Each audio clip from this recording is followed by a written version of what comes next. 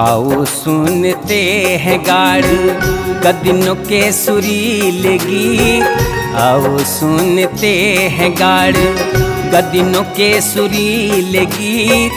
माँ की लोरी जैसे होते हैं नदियों के गीत। माँ की लोरी जैसे होते हैं नदियों के गीत।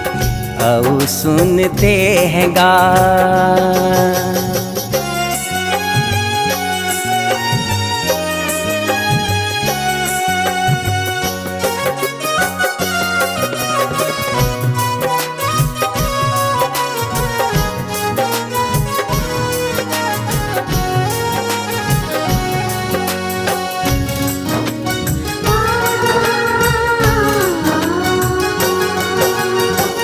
हिमालय पे इठलाती है गुनगुनाती है नदियाँ, गुनगुनाती है नदियाँ।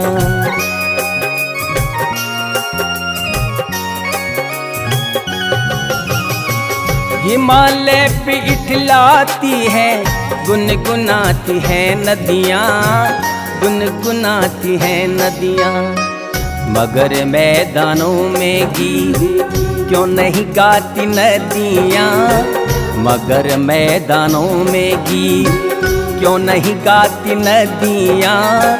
माँ की लोरी जैसे होते हैं नदियों के गीत।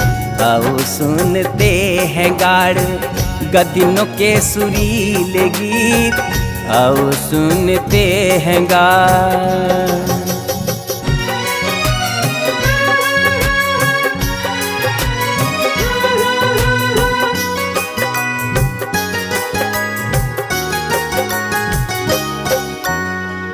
हिमालय पे पेड़ हो तो गीत गाएंगी नदियाँ, गीत गाएंगी नदियाँ।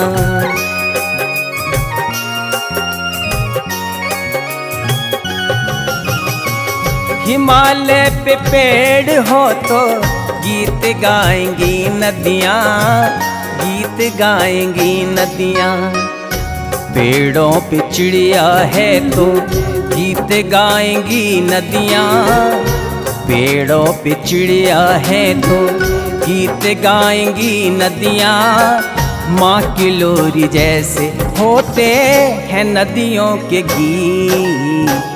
आओ सुनते हैं गाड़ गदिनों के सुरीले गीत। आओ सुनते हैं गाड़।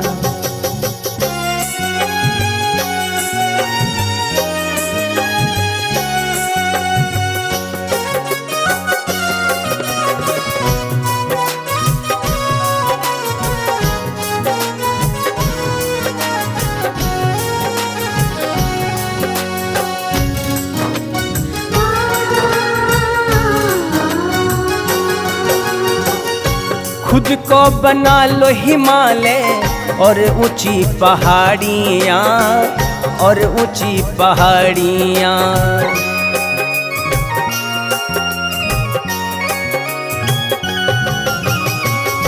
खुद को बना लो हिमालय और ऊंची पहाड़ियाँ, और ऊंची पहाड़ियाँ। गीत गाने लगेंगी मन की भी नदियाँ। गीत गाने लगेंगी मन की भी नदियाँ। माँ की लोरी जैसे होते हैं नदियों के गीत। आओ सुनते हैं गाड़ गदिनों के सुरीले गीत। आओ सुनते हैं गाड़।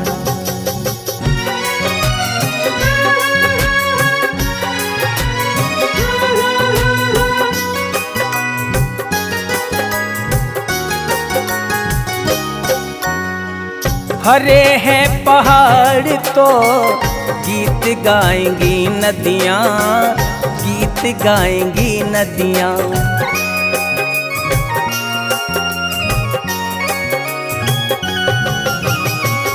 हरे हैं पहाड़ तो गीत गाएंगी नदियाँ, गीत गाएंगी नदियाँ।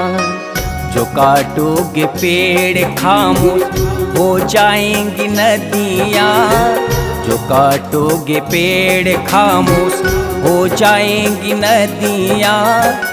माँ की लोरी जैसे होते हैं नदियों के गीत, आओ सुनते हैं गाड़ गदिनों के सुरीले गीत, आओ सुनते हैं गाड़।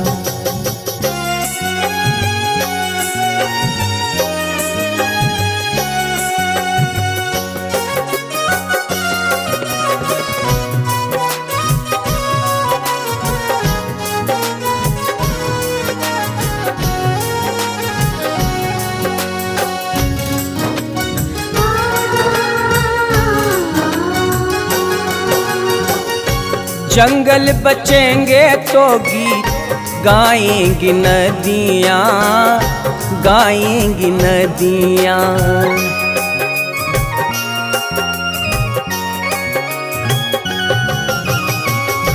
जंगल बचेंगे तो गीत गाएंगी नदियाँ, गाएंगी नदियाँ। जीवन के गीत में खुद गुनगुनाएंगी नदियाँ, जीवन के गीत में खुद गुनगुनाएंगी नदियाँ। माँ की लोरी जैसे होते हैं नदियों के गीत, आओ सुनते हैं गाड़ गदिनों के सुरीले गीत, आओ सुनते हैं गाड़।